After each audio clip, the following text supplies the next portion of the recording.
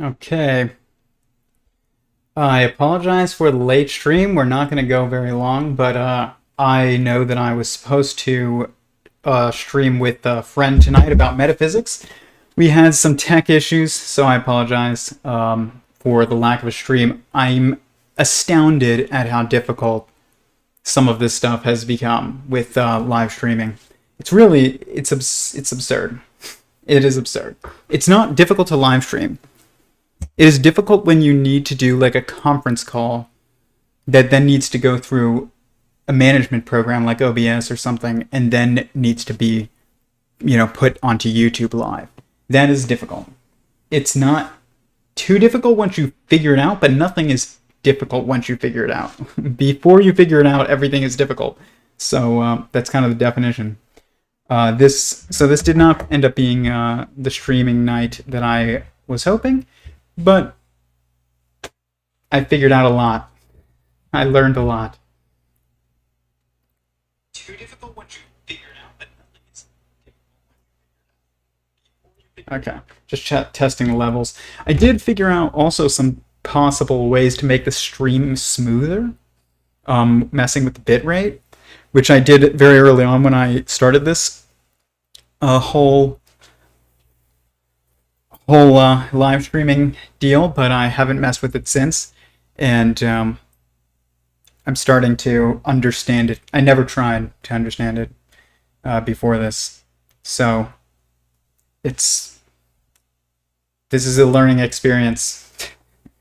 It sucks when there's tech issues. There was the worst tech issue I've ever seen on a live stream. Not to be calling people out. This was just unfortunate. This isn't a judgment because he clearly did figure it out. But Brian Keating was hosting a Theories of Everything live roundtable with like Sabine Hossenfelder and Eric Weinstein and I think it was like Lee Smolin and Max Tegmark. I think everybody was on this call basically, and everybody but Wolfram. And it was the biggest disaster I'd ever seen. It was also the first time that I had seen such a big call put together, and also it was one of the first times that I think Brian Keating ever hosted a live. And it was so bad they had to cancel it halfway through. Nobody could hear each other. It was like they all were like, "I can't hear you. Can you hear me?" And the whole time for like 15 minutes, and it just looked like a commercial for, I don't know, like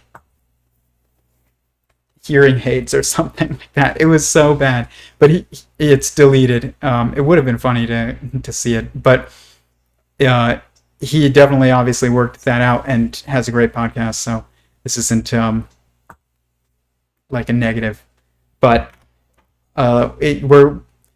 we are blessed when our failures happen in private, and tonight was mine. So, especially if it's like a tech failure, it's so embarrassing at this point because I'm at that age where I'm not that old, like 30 years old.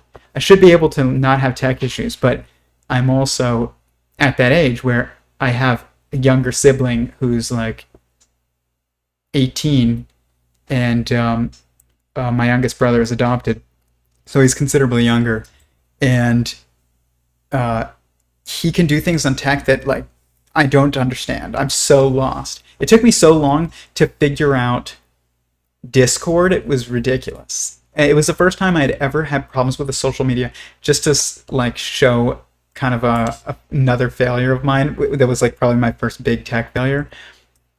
I was listening to Eric Weinstein on a call on Discord, and I had just gotten on Discord. I didn't even know how I got on it. I had just like clicked a link sometime in the past that ended up, bringing me to this Discord server considerably later than I remember getting the link.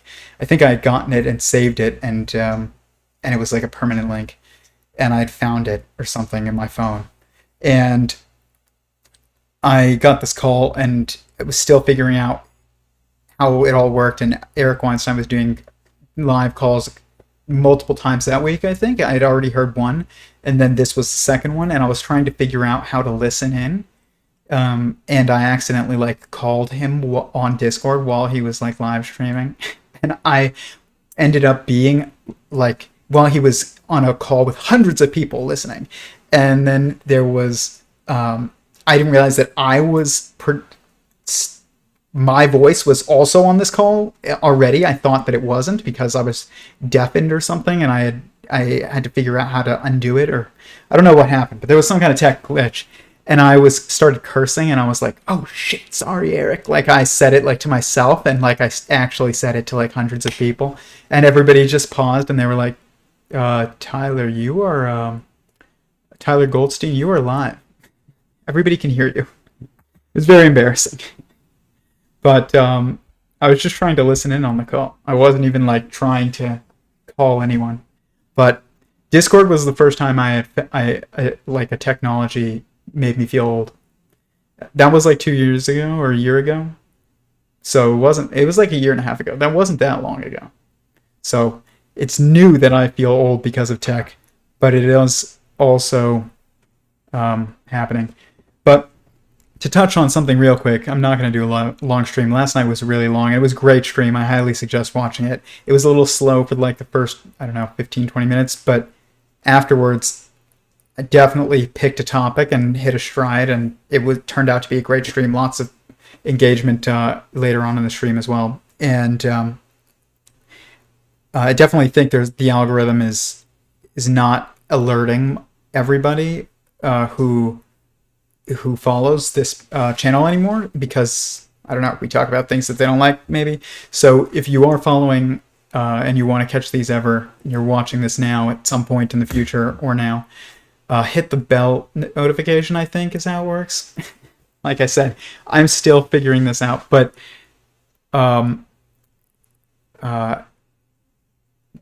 yeah, it's just, this tech thing is ridiculous. But what I wanted to say was, Eric Weinstein has this concept that this term that he says called not the disk, it's the ego, the embedded growth obligation. And it is the reason why these tech issues are getting worse. It is because at some point, pretty soon after Google implements a program or a product or something, same with Apple, they get it right. Pretty much. And then the problem is there's still people that want promotions, and they need to tick boxes that say, I did something new, in order to get their promotion and their own little internal growth obligation. That's what ego stands for, embedded growth obligation. It's basically everybody's summed individual goals that are counter to the overarching agreed upon intended goal, I guess, of whatever system it is. So like if a company its goal is to create the best soda pop, and that's its goal, but then everybody in that company, they have goals of being promoted or working there just to fill a box for another resume or something. And that all those goals clash with the overarching goal, and it brings down quality. So that is definitely happening with Google. When I first started doing advertising, paid advertising, Google Ads could do absolutely amazing things with data. The data that you could pull from there, and totally in any way that you want. Same with Facebook. Over time, they've just tried to show you what they want to show you on a dashboard, so that they can tailor it, and also because a dashboard looks good, and it's easy to host a meeting with your boss and be like, look at this dashboard that I made. It's wonderful, isn't it? Like, it's so pretty, and it's got all these like graphs and things and updating in real time. We should make this product, and then you get a promotion. But in reality, you just limited everybody who actually does know what they're doing and would rather just pull the data in raw form and then process it themselves. Instead, you're basically making a product more for the layman. Adobe also did this with Lightroom. They made Lightroom from basically like a Photoshop Lite that was mainly for photographers that were professional photographers. They needed something faster than Photoshop. but that could batch edit and things like that. And they turned it into basically like Apple Paint or something. It was like a kid. It's like a kids program now compared to what it was 10 years ago. But that is all of these things are due to these embedded growth obligations, and it also makes it difficult to use tech. It was so easy in 2018 to hook up an OBS to live stream and to Google Meetup, and I saw the tutorials from 2018, and last time I did this was in 2018, probably, probably 2018. It was considerably easier, and it was not nearly as easy this time, and that is because of the same phenomenon. It's like eventually you get it right, but humans can't stop messing with things, and for whatever reason. So when you get it right and you still have to change it, then you get it wrong. This is like what happens when society agrees that the nuclear family is like the central, value that we all need to, protect, and then we still need to change things. So we go and we destroy like that structure. This is why you have every political movement in the world. It's just people think that it could be better, and it always could be better, but it often could be much worse. And the thing is that if things are pretty good and you change it, even if it could be better, the odds are you're going to make it worse. And if things are pretty bad, then you should probably change things because it's pretty bad, and the odds are that you make things better. But if things are pretty good, the odds of you making things even better when you change things, pretty small. Probably going to make things worse. So we suffered that tonight. Anyways, I'm going to get off here. Like I said, hit the bell notification. I am going to try and have my friend on here maybe Monday of next week. That would be kind of cool. Or maybe even Sunday for a live stream, and we'll get a redo. But I videotaped how I did it, so that it should be pretty easy to get it going again. But gosh, it was unnecessarily complicated. You would think we would have figured this stuff out so that it would be like click, drag, click this, click that, done. It's not. But anyways, peace, guys. And like I said, check out the stream that I did last night. It was like 3.5 hours or something. It was epic towards the end. Not even towards the end, but right after the beginning. I am going to start implementing timestamps. I need to figure out how to do this efficiently.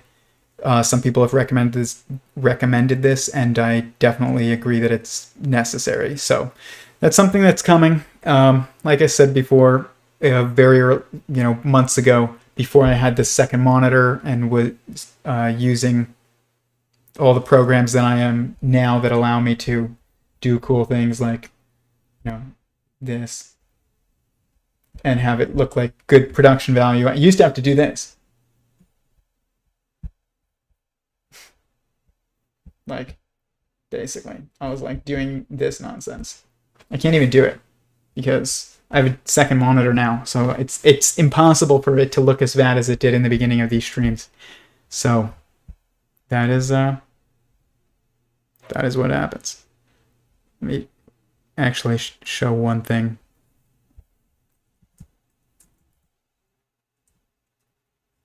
It's pretty funny. Just to show why you don't give up.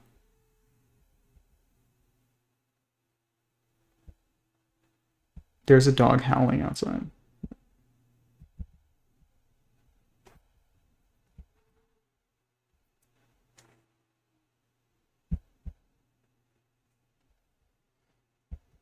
This was my very first intro for those of you that have not seen it.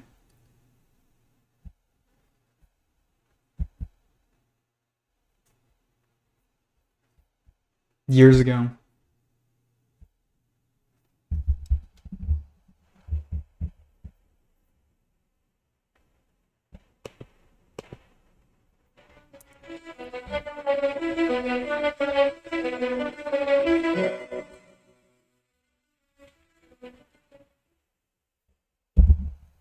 Hilarious. I actually thought that like I had like excused that um the vertical nature of that was like a good idea just because I didn't uh want to deal with making it um better. Then move to this.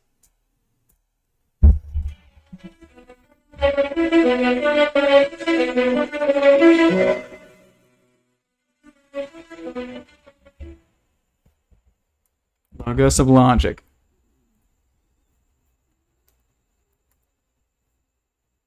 Then this.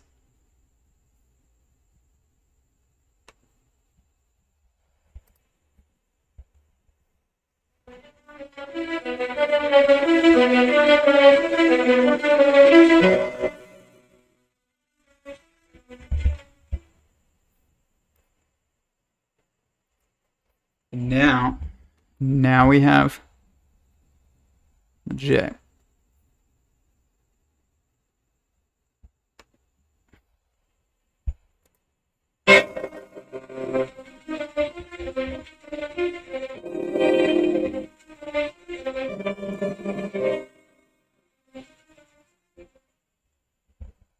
It is amazing what effort can, like, over time can do.